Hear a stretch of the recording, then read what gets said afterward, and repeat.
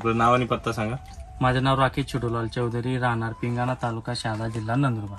बरं, आता हे केळी पीक आहे, याची लागवड कधीची? 7 जूनची. 7 जूनची. बरं, याला काय पोषण दिलंय? बेसल डोस मध्ये कृषी अमृत आणि आणि सॉइल चार्जर, मायक्रो रायझा हे सोडलंय. बरं, त्याच्यानंतर सॉइल चार्जर किती दिवसांनी देत आहे? सॉइल चार्जर 15 दिवसांनी 1 लिटर चालू. 15 दिवसांनी 1 लिटर चालू. बरं, काय वाटतंय तुम्हाला, मर वगैरे झाली काही?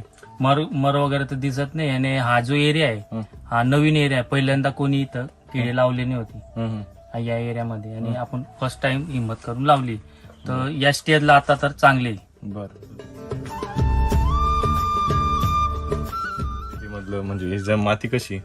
माती भुराट आहे, एवढा त्याच्यात दम नाही. पण आपण थोडं SCT वैदिक चालू केलंय तर थोडं प्रोग्रेस भेटतंय आपल्याला. बरं, म्हणजे कसदार नाही, कसदार नाही, निकस जमीन आहे. तिच्यामध्ये तुम्ही बेसल डोस देऊन एवढं सुंदर केलंय. बरं, काय वाटतं तुम्हाला या पानं वगैरे बघून? पानं तर आज एकदम व्यवस्थित आहे त्याचं, आणि करपाचं प्रमाण सुद्धा कमी आहे. बरं, इतर प्लॉटच्या तुलनेमध्ये इतर प्लॉट मध्ये काय परिस्थिती? प्लॉट मध्ये आता म्हणजे या टायमाचा प्लॉट आहे ना, तिथं करप पूर्ण वरती चढून गेलाय. बुंदा तो पण तगडा आहे त्याचा. बुंदा बघा ना तुमचा, 4.5-5 महिन्याचा प्लॉट झालाय तो. 4.5-5 महिन्याचा प्लॉट आहे, आणि बुंदा बघा किती झाड आहे. आणि ही त्याच्यावरती तर ही जी कलर आलाय तो, म्हणजे ते तयार व्हायला लागले आता. गर्भधारणा चालून गेली त्याच्यात. आणि ही पांढरी पावडर सुद्धा आहे याच्यावरती, बघा किती डस्टिंग फार आहे व्हाईट. White dusting. हा हा हा हा म्हणजे एकदम योग्य दिशेने चाललंय पोषण वगैरे.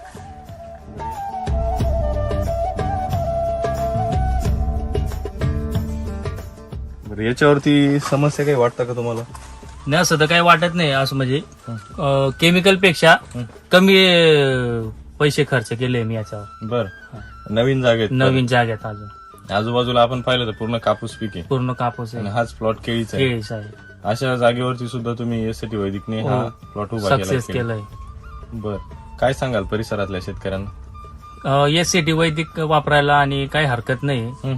स्टेप बाय स्टेप वापरायचं, थोडं बरोबर कव्हर होऊन जातं. बरोबर. साधारण तुम्ही किती वर्षापासून वापरताय? मी 4-5 वर्षापासून वापरतोय. केळीला फर्स्ट टाइम वापरलंय, पेरूला, टरबूजला वापरलंय मी. बर, तुम्हाला रिझल्ट कसे आले?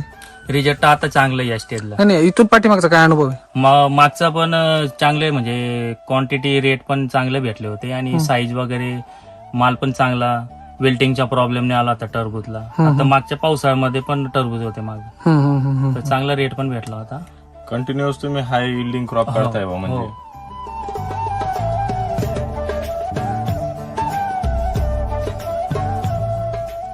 म्हणजे आवश्यकतेनुसार तुम्ही त्याच्यामध्ये शेड्यूल मध्ये चेंजेस करता? थोडं चेंज करतो बस. बर, आता जे समजा काय विषय होतो माहिती का, काही लोक असे असतात, काही शेतकरी, की ते युट्यूबचे व्हिडिओ बघून त्यांना ते वापरतात, ते युट्यूबचे प्लॉट वगैरे बघून किंवा तुमच्यासारख्या शेतकऱ्यांचे व्हिडिओ बघून ते वापरतात. आणि काही कारणास्तव त्यांना नियोजनामध्ये गडबड होते, किंवा मग त्यांना रिझल्ट येत नाही. तर त्याचं काय कारण असावं? त्याच्या असं हे थोडं वैदिकचं जे भिंजायचं आयटम आहे ते त्यांना थोडं लक्षात लवकर येत नाही. 24 तास भिंजायचं, मग ते ड्रिप मधनं द्यायचं गाळून, ते थोडं त्याच्यामध्ये गोंधळ होतो त्यांचं, बाकी काहीच नाही. आणि तुमचं साधारणतः तुम्ही वैदिक वापरता म्हणजे तुमचं 4 वर्षाचा अनुभव आहे, बरोबर आहे की नाही? म्हणजे तुमची जमीन जी आहे ती व्यवस्थित झाली, म्हणजे तुम्हाला त्याचे अनुभव चांगले आले. हो, मागच्या वेळेस टरबूज लावले होते ना मी पावसाळ्यामध्ये, तिथं पूर्ण SCT हे चालवलं होतं. तर आपलं गांडूचं प्रमाण फारच जबरदस्त होता तिथं. आता त्याच्यावर मिरची लावली, तेच शेड्यूल वापरलंय मी. त्याच्यात एक केमिकल दिलेलं नाही, फक्त SCT चालू केलंय. या सीझन मध्ये त्यांनी मिरची या सीझन मध्ये लावली, एक विशेष गोष्ट आहे, आणि ती पण एकदम सक्सेस आहे त्यांची आतापर्यंत. किती दिवसात झाली असेल? आता 50-52 दिवसात झाली. बर,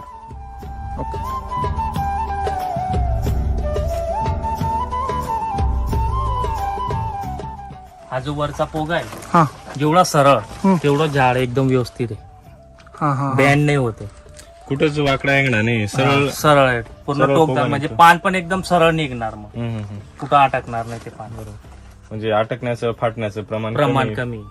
बरोबर, पूर्णपणे सुंदर प्लॉट आहे. करपाचं प्रमाण कमी आहे, करपा पण एवढा नाही. ओके, एक नंबर, म्हणजे परिपूर्ण सुंदर प्लॉट दिसतोय आपल्याला. बरं, केळी उत्पादक शेतकऱ्यांनी कसं नियोजन केलं पाहिजे? त्यांनी तर बस विचार आहे माझा, त्यांनी पहिल्या म्हणजे जेव्हा लावणी करतो आपण बेसल डोस तेव्हा खड्ड्यामध्ये टाकून वरून लावायचं क्रॉप. बरोबर. लागवडीच्या वेळेस लागवडीच्या वेळेस बेसल डोस भरायला पाहिजे. हम्म. मग नंतर दुसरा आहे तर मग टाकून मग लगेच माती त्याच्यावर वाळून द्यायची ट्रॅक्टराने. हम्म. असं नियोजन करायचं पहिल्यापासून.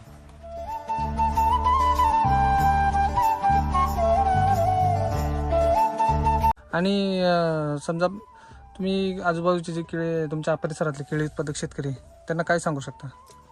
SCT वैदिक आणि SCT हे चालू करायला पाहिजे केळीला. बरोबर आहे का नाही? प्रत्येक क्रॉपला चालू करायला पाहिजे. म्हणजे अगोदर थोड्या भागावरती अनुभव घ्यायला पाहिजे. घ्यायचा थोडा, नंतर मग पूर्ण करायचं. ठीक आहे सर, धन्यवाद सर.